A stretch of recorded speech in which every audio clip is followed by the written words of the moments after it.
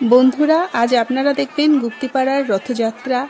1740 সাল থেকে পশ্চিমবঙ্গের হুগলি জেলার গুপ্তিপাড়ায় পালিত হয়ে আসছে এটি।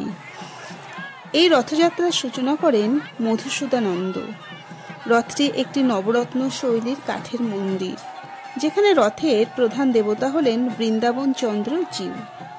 গুপ্তিপাড়ার রথযাত্রা দূরত্বের দিক থেকে পুরী রথযাত্রার পরে দ্বিতীয়। এই উৎসব উপলক্ষে গুপ্তিপাড়ায় 1 মাস ব্যাপী মেলা বসে।